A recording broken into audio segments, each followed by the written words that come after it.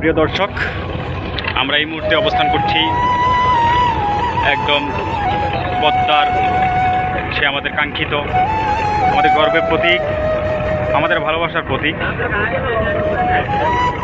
পদ্মা সেতুর নিচ দিয়ে আমরা সমাবেশ স্থলে উপস্থিত হব, যেখানে গণপ্রজাতন্ত্রী বাংলাদেশ সরকারের মাননীয় প্রধানমন্ত্রী আমাদের এই স্বপ্নের পদ্মা সেতুকে বাস্তবে যেহেতু রূপ দিয়েছেন, সেই বাস্তব রূপকে আরও সুখকর, সুন্দর, চমৎকার করার লক্ষ্যে আজকে উদ্বোধন হবে। তো আজকে হাজারো নেতাকর্মীর আগমন, শুভ আগমন বলবো, এবং ইতিহাসের সাক্ষী এই সকল নেতাকর্মীরা আপনারা দেখতে পাচ্ছেন।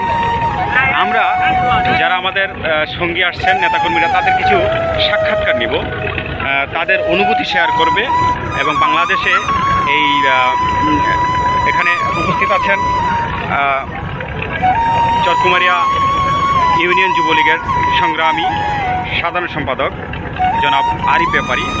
আমি তার কাছ থেকে তার অনুভূতি এবং এই ইতিহাসের সাক্ষী আপনি যে হয়েছেন, সেই ক্ষেত্রে আপনার অনুভূতিগুলো একটু শেয়ার করবেন দয়া করে। আসলে আজকে আমরা অনেক উচ্ছ্বাসিত, উৎফুল্লিত যে আমাদের দক্ষিণবঙ্গের মানুষের সেই দীর্ঘদিনের দেওয়া প্রতীক্ষা, আমাদের দীর্ঘদিন ধরে আমরা প্রতীক্ষায় বসিয়েছিলাম যে কবে আমরা স্বপ্নের পদ্মা সেতু দিয়ে আমরা গাড়ি দিয়ে পার হবো।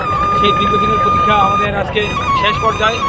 কিছুক্ষণের মধ্যেই আমাদের মাননীয় প্রধানমন্ত্রী দেশরত্ন শেখ হাসিনা শুভ উদ্বোধন করবেন আমাদের সেই কাঙ্ক্ষিত গর্বের প্রতীক, বাংলার সক্ষমতার প্রতীক বহুমুখী পদ্মা সেতু।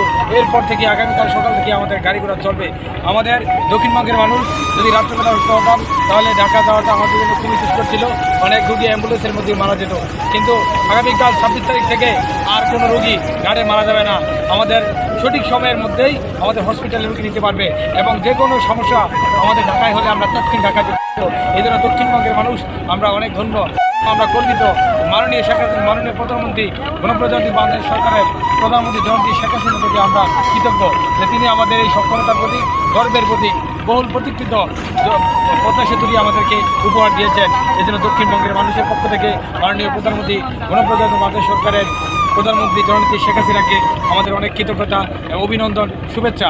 এবং বিশেষ করে আমরা আজকে গণপ্রজাতন্ত্রী বাংলাদেশ সরকারের পানি সম্পদ মন্ত্রণালয়ের মাননীয় উপমন্ত্রী জননেতা জনাব এ কে এম স্বামী এমপি মহোদয়ের নেতৃত্বে আমরা নড়িয়া সখীপুরবাসী প্রায় 4 থেকে 5টি লঞ্চ বহন নিয়ে আমরা আজকের এই জনসমাবেশকে সফল করার লক্ষ্যে, মাননীয় প্রধানমন্ত্রীর এই জনসমাবেশকে আরও উচ্ছ্বাসিত, উত্তোলিত করার লক্ষ্যে আমরা হাজার হাজার নেতাকর্মী এখানে জনসমাবেশস্থলে যাচ্ছি।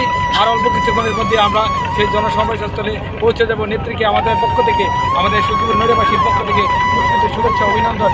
মহান আল্লাহ রাব্বুল আলামিন যেন এই দক্ষিণবঙ্গের মানুষের সমস্যার সমাধান করে দিয়েছেন যে পদ্মা সেতু, সেই পদ্মা সেতুর কারণের জন্য মাননীয় প্রধানমন্ত্রীকে আরও দীর্ঘ হায়াত দান করে, এবং প্রয়োজনে আমাদের হায়াত থেকে যেন মাননীয় প্রধানমন্ত্রীকে আরও হায়াত বাড়িয়ে দেব, যাতে মাননীয় প্রধানমন্ত্রী শুধু পদ্মা সেতু নয়, এরপরে আমাদের একটি মেঘনা সেতু আছে, সেই মেঘনা সেতুকে যাতে বাস্তবায়ন করতে পারে, এই বলে আমি শেষ করছি।